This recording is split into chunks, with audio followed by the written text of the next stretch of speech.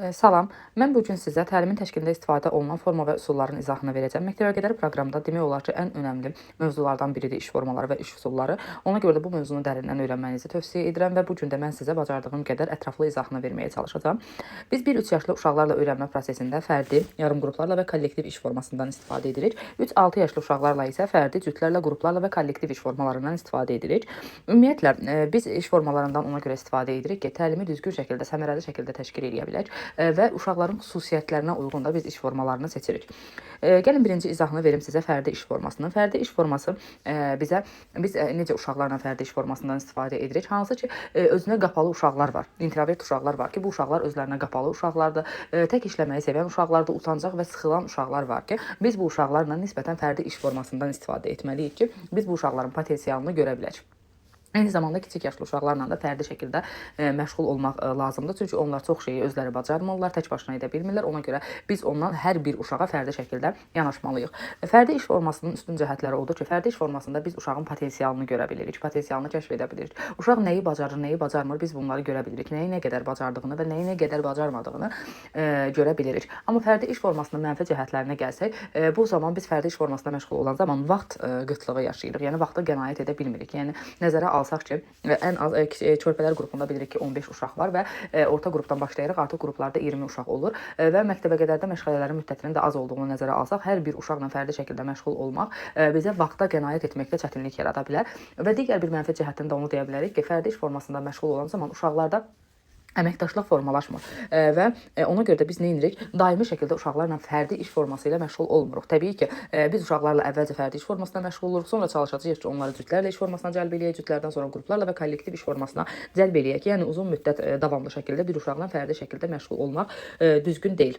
Bundan sonra gəlirik cütlərlə iş formasına. Cütlərlə iş zamanı uşaqlar hər hansısa problemin həlli zamanı bir-birinə kömək edə bilirlər və bilirik ki, cütlərlə iş forması 2 uşaqla keçirilir, 2 uşaq arasında olur və bu zaman uşaqlar fikir mübadiləsində iştirak edirlər bir-birinə, yəni fikirlərini bölüşə bilirlər, bir-birinə yardım edə bilirlər, əməkdaşlıq edə bilirlər və cütlərlə iş formasının üstün cəhətləri budur ki, həqiqətən də uşaqlar birlikdə işləyirlər, birlikdə səy göstərirlər və onlar arasında əməkdaşlıq formalaşır. Amma mənfi cəhətinə gələndə isə mənfi cəhəti odur ki, cütlərlə iş formasında biz konfliktli uşaqları bərabər otuzdurduğumuz zaman onlar arasında konflikt yarana bilər və bu da dərs prosesinə də mane ola bilər, uşaqların öyrənməsinə də mane ola bilər. Ona görə də çalışmalıyıq ki, cütlərlə iş formasında biz konfliktli uşaqları birlikdə otuzdurmayaq. Deməli, bundan sonra gəlir qruplarla iş forması. Qruplarla iş forması 3-4 nəfər arasında olur, yəni 3-4 nəfər uşaqları yəni kiçik qruplarda birləşdiririk və onlar işin gedişində bir-birlərinə kömək edirlər, bir-birləri ilə əməkdaşlıq edirlər və verilən müxtəlif problemləri birlikdə həll etməyə çalışırlar. Hər qrupa fərqli tapşırıq veririk ki, o qruplar o tapşırıqları yerinə yetirir və qruplarla iş formasında qrup lideri seçilir və qrup lideri uşaqlar tərəfindən seçilir. Bu müəllim tərəfindən seçilmir. Uşaqlar özləri qərar verirlər ki,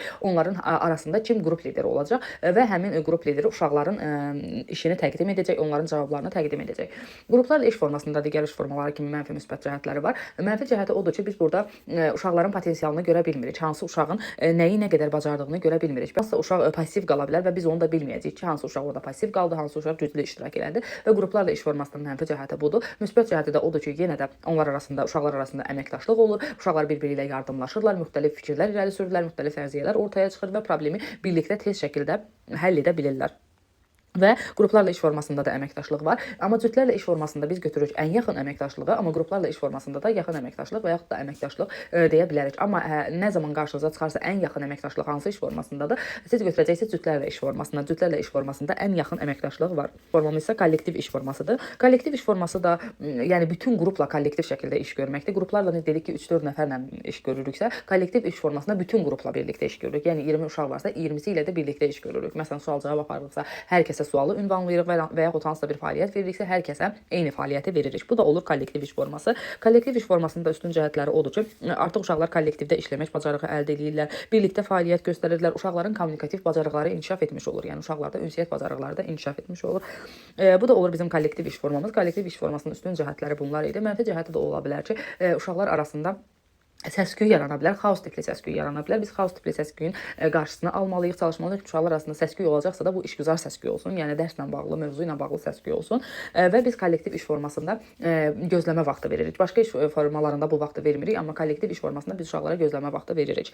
Və yuxarıda da bayaq adını çəkdik yarım qruplarla iş forması ki, bəzən kiçik qruplarda yarım qruplarla iş formasından da istifadə edirik. Bəs yarım qruplarla iş forması nədir deyə soruşa bilərsiniz. Yarım qruplarla iş forması da 2 uşaqla keçirilir. Bu cütlərlə iş forması kimi 2 uşaqla keçirilir. Amma cütlərlə iş formasından fərqi odur ki, cütlərlə iş formasından yuxarı uşaqlarla keçirilir. Amma yarım qruplarla iş forması 3 yaşından aşağı uşaqlarla, yəni kiçik yaşlı uşaqlarla keçirilir ki, hansı ki bu uşaqlar arasında heç bir əməkdaşlıqdan söhbət gedə bilməz. Çünki hələ bu onlar arasında əməkdaşlıq formalaşmayıb. Amma cütlərlə iş forması 3 yaşdan yuxarı uşaqlarla keçirildiyinə görə onlar arasında artıq əməkdaşlıq formalaşıb və uşaqlar bir-birinə yardım edirlər. Amma yarım qruplarla iş formasında uşaqlar bir-birinə yardım etmirlər. Biz sadəcə uşaqları 2-2 əyləşdirib, onlarla 2-2 məşğul olmaqda sadəcə məqsədimiz odur ki, vaxta qənaət edək. Yəni fərdi şəkildə məşğul olduğumuz zaman vaxta qənaət edə bilmirik və vaxt çox uzana bilir. Amma yarım qruplarla uşaqları 2-2 əyləşdirib məşğul olduğumuz zaman biz vaxta qənaət edə bilirik. Gəlin iş üsulları ilə də birlikdə tanış olaq. İş üsulları 2 yerə ayrılır. 1-3 yaşlı uşaqlarla məşğul olduğumuz iş üsulları, bir də 3-6 yaşlı uşaqlarla məşğul olduğumuz iş üsulları. 1-3 yaşlı uşaqlarla məşğul olduğumuz, yəni məşğələ zamanı biz aşağıdakı iş üsullarından istifadə edirik. Bunlar sujetli rollu oyunlar, hərəkətli oyunlar və didaktik oyunlardır. Soruşa bilərsiniz ki, nəyə görə onların adı iş üsulu deyil də oyunlar gedir? Çünki kiçik yaşlı uşaqlarla biz iş zamanı onlarla oyun şəklində məşğul oluruq. Məşğələlərimizi belə oyun məşğələ şəklində keçiririk. Sujetli rollu oyunlar, yəni rollar vasitəsilə həyata keçirilir. Yəni uşaq bu zaman hər hansısa bir rolu icra eləyir. Məsələn, uşaq ananın roluna girə bilər, ananın elə etdiklərini təkrar edə bilər və yaxud müəllimin etdiklərini təkrar edə bilər və yaxud da həkimin onlara faydası nələrdir? Uşaqlar mövcud vəziyyətə başqasının gözü ilə baxa bilirlər. Yəni məsələn, əgər ananın roluna giribsə, ananın gözündən mövcud vəziyyətə baxa bilir. Və digər isə hərəkətli oyunlarda. Hərəkətli oyunlara da bildiyimiz bütün hərəkətli oyunlar aiddir. Burada qaçmaq var, hoppanmaq var, düşmək var və hərəkət olan hər bir oyunu demək olar ki, biz hərəkətli oyunlara aid edə bilərik. Ki biz uşaqlarla məşğələ zamanı və yaxud hər hansı oyunlar zamanı bu iş üsulundan istifadə edə bilərik. Hərəkətli oyunlar iş üsulundan istifadə edə bilərik. Və digəri isə nədir? Didaktik oyunlar. Didaktik oyunlar da deyəndə stol üstü çap oyunları nəzərdə tutulur.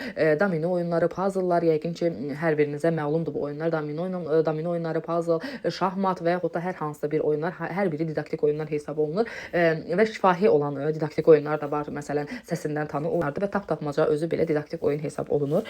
Bu 1-3 yaşlı uşaqlarla istifadə etdiyimiz iş üsulları idi. Yəni kiçik yaşlı uşaqlarla istifadə olunan iş üsulları. Amma 3-6 yaşlı uşaqlarla daha geniş imkanlara malik olan iş üsullarından istifadə edirik ki, bu iş üsulları hansılardır? Bunlara biz əqli hücum iş üsulunu, nağıl etmə, müzakirə, şaxələndirmə, problemli vəziyyət, suallar, söz assosiasiyasına aid edə bilərik. Gəlin biraz məlumat verək əqli hücum iş üsulundan. Əqli hücum iş üsulu ilk öncə deyək ki, kollektiv formada keçirilir. Yəni bütün qrupa kollektiv şəkildə sual ünvanlanır və uşaqlar birlikdə, yəni birgə səy nəticəsində konkret problemin bir neçə həllini işləyib hazırlayırlar. Əqli hücum iş üsulunun özəlliklərindən biri odur ki, biz uşaqların verdiyi cavabları müzakirə etmirik. Sən düz dedin, sən səhv dedin kimi mühakimə yürütmürük və uşaqların hər birini dinləyirik.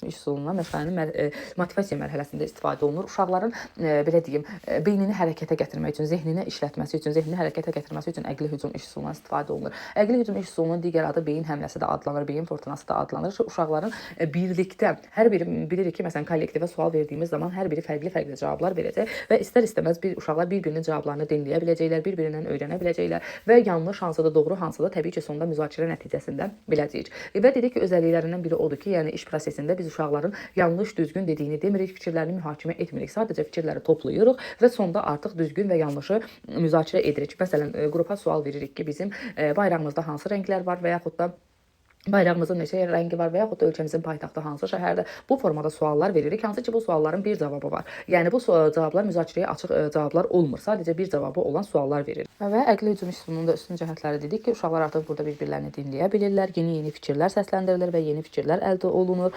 və məlumatlar əldə olunur. Uşaqlar əvvəlki təcrübələrini üzə çıxara bilirlər. Hansı ki, əvvəllər öyrəndiklərini indi suallar vasitəsilə, cavablar vasitəsilə üzə çıxara bilirlər və əqli hücum iş üsulundan demək olar ki, bütün məşğələlərdə istifadə edilə bilər və ən çox da məşğələnin motivasiya mərhələsində istifadə olunur.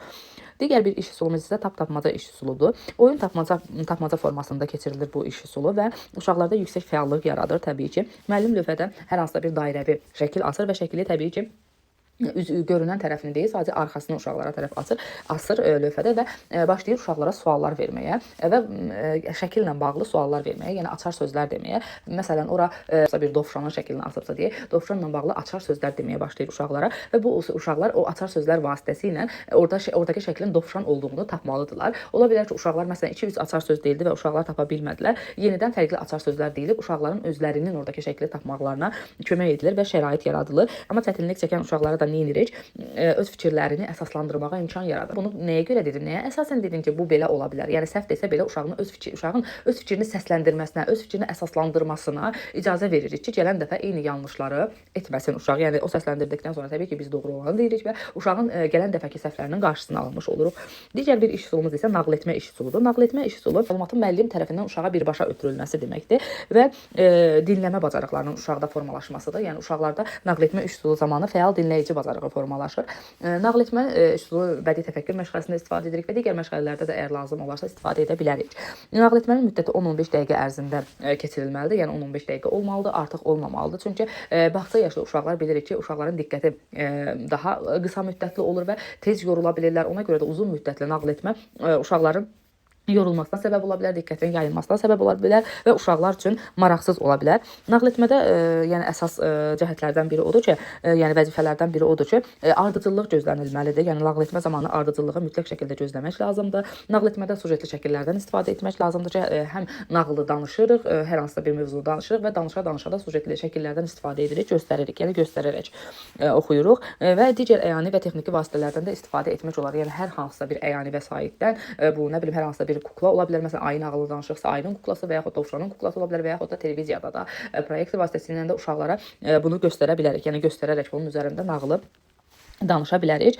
Yəni müəllim nağıl etmə prosesini həm verbal şəkildə, yəni suallar verməklə, həm də vizual şəkildə uşaqların yəni sifətlərinin ifadəsindən, jestlərindən istifadə etməklə tənzimləyə bilər. Yəni məsələn, adi götürmüşük bir nağıl oxuyuruq uşaqlara, məsələn, ayı balasının nağılını oxuyuruq və oxuya uşaqlara diqqətini nağıla çəkmək üçün suallar verə bilərik ki, bax ayı balası nə etdi, orada nə demişdi? Bax bu formada suallarla uşağın diqqətini nağıl etməyə çəkə bilərik. Digər bir iş üsulumuz isə müzakirə iş üsuludur.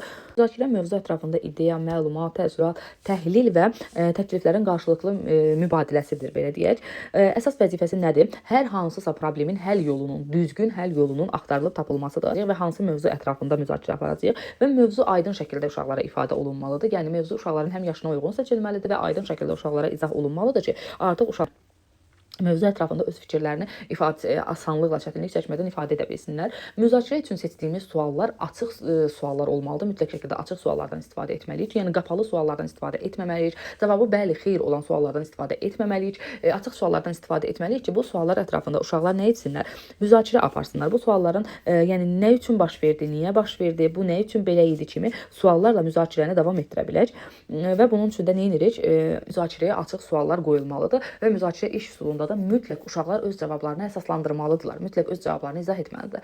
Əqli hücum iş üsulunda bu belə deyildi. Əqli hücum iş üsulunda sadəcə sualın bir cavabı var idi. Məsələn, Azərbaycan paytaxtı haradır? Bakı şəhəridir. Bunun başqa bir cavabı yoxdur. Yəni hər kəs özünə məxsus tərzdə bir cavab verə bilməz. Çünki əgər biz paytaxtı soruşuruqsa bu Bakı şəhəridir. Amma məsələn, bu obraz orada düzgün hərəkət etdimi? O nə üçün belə etdi? O nə fikirləşirdi? Bax bu formada müzakirəyə açıq suallar olanda bu zaman uşaqlar öz aralarında müzakirə apara bilirlər, doğrunu, yanlışı görə bilirlər və əqli hücum iş üsulu zamanı biz dedik ki, uşaqların cavablarını mühakimə etmirik, düzdür, səhvdir, bunları demirik, cavab verildiyi zaman sadəcə sonda deyirik. Amma müzakirə iş formasında bu belə deyil. Uşaqlar cavab verdiksə biz onlarla bərabər müzakirə aparırıq.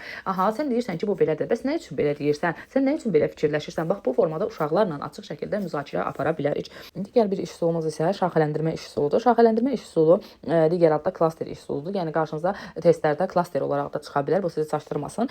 Hər ikisi də şaxələndirmə, klaster eyni iş üsulu hesab olunur. Bu iş üsulu necə aparılır? Müəllim lövhədə və yaxud da iş vərəqlərində, hansı ki uşaqlara paylanılan iş vərəqlərində hər hansısa bir dairə çəkir və onun mərkəzində bir şəkil yapışdırır və o şəkillə bağlı ətrafa şəkillər yapışdırır. Belə deyək, bu orta məktəbdə sözlər şəklində də yazıla bilər, amma bağçada uşaqlar oxuya bilmədikləri üçün bunu şəkillər vasitəsilə keçirilir və uşaqlar nə etməlidirlər? Həmin ortadakı şəkillə bağlı olan şəkilləri tapmalıdırlar və ortadakı şəklə birləşdirməlidirlər. Bu da olacaq şaxələndirmə iş üsulu. Və sonda da məşğələnin sonunda da nə edirik? Təbii ki, bu uşaqların tapşırıqlarına əsasən yerinə yetirdiyi tapşırığa əsasən ümumiləşdirmə aparılmalıdır, müzakirə edilməlidir və doğru və yanlışlar uşaqlara göstərilməlidir. Digər bir iş üsulumuz isə problemli vəziyyət iş üsuludur. Bu üsul uşaqlarda həm tənqidi təfəkkürü inkişaf etdirir, həm təhlil etməni, həm ümumiləşdirmə vərdişlərini inkişaf etdirir uşaqlara.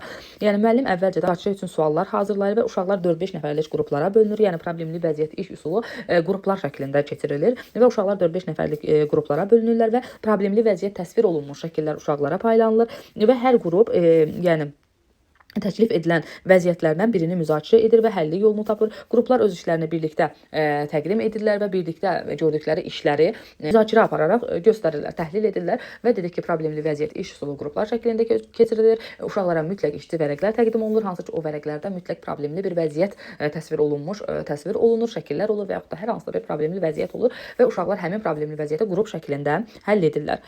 Digər bir iş üsulumuz isə oyunlar iş üsuludur. Oyunlar iş üsulu, yəni sujetli rollu oyunlar iş üsulunun demək olar ki, eynisidir. Sadəcə sujetli rollu iş üsulu keçirilir 1-3 yaşlı uşaqlarla, kiçik yaşlı uşaqlarla, amma oyunlar iş üsulu 3-6 yaşlı uşaqlarla keçirilir və bu oyunun üstünlükləri odur ki, hər hansısa bir problemi bayaq da dediyimiz kimi müxtəlif nöqteyi nəzərdən yanaşmağı tələb edir. Uşaqlar hər hansısa bir hadisənin iştirakçısı ola bilirlər və yaranmış vəziyyətə başqalarının gözü ilə baxa bilirlər, etdirir və yaradıcılıq imkanlarını genişləndirir.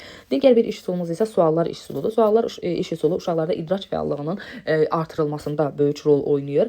Sualların sayı deməli 4-5-dən çox olmamalıdır. Yəni uşaqlara çox yoracaq uzun-uzadı suallar verilməməlidir. 4-5-dən çox olmamalıdır. Suallar iş üsulu fərdi şəkildə keçirilir. Yəni hər uşaqla fərdi şəkildə aparılır. Suallar iş üsulunda suallar asandan çətinə doğru verilir. Yəni öncə asan suallar verilir, sonra artıq getdikcə sualların çətinlik səviyyəsi artırılır. Daha çətin suallar verilir və mütləq mövzu ilə əlaqəli suallar verilir. Bax, məsələn, bu gün ətraf aləmlə tanışlıq məşğələsi keçirik və burada mövzumuz qış fəslidirsə, biz qış fəslinə aid suallar veririk və yaxud da bədii təfəkkür məşğələsində hər hansısa bir şeir, vətənə aid bir şeir öyrənmişiksə, vətənə aid suallar veririk. Söz assosiasiyası nədir? Assosiativ düşünmə deməkdir. Yəni bu üsuldan hər hansısa bir mövzunun öyrənilməsinə başlamazdan əvvəl istifadə olunur. Bax, elə qış fəsli demişiksə, ətraf aləmlə tanışlıq məşğələsidir və bu gün biz uşaqlarla qış fəsli haqqında məlumat verəcəyik, qış fəslini keçəcəyik və qrupa daxil oluruq. Öncə uşaqlardan qış fəsli ilə bağlı suallar veririk. Uşaqların nə bildiyini öyrənirik. Hansı ki, məşğələyə başlamazdan əvvəl uşaqlara suallar veririk və uşaqların keçəcəyimiz mövzu ilə bağlı nələri bildiklərini öyrənirik və sonda yenidən sual-cavab edirik, yəni dərsimizi keçirik və sonda yenidən sual-cavab eləyəndə artıq uşaqların nələri öyrəndiklərinin də şahid oluruq. Yəni söz assosiasiyası bizə şərait yaradır ki, biz uşaqların mövzunu keçməzdən əvvəl nələri bildiyini və keçdikdən sonra artıq nələri öyrəndiklərini öyrənmiş olaq. Və buna da biz assosiativ düşünmə deyirik və assosiativ düşünmə də eyni zamanda köhnə biliklə yeni biliyin qarşılaşdırılmasıdır. Yəni biz mövzunu keçməzdən əvvəl uşaqlar nələri bilirdilər və mövzunu keçəndən sonra uşaqlar artıq nələri öyrəndilər. Yəni köhnə biliklə yeni biliyi, yeni öyrəndiklərini, yəni əvvəl öyrəndikləri ilə, əvvəl bildikləri ilə yeni öyrəndiklərini artıq qarşılaşdırmış olduq.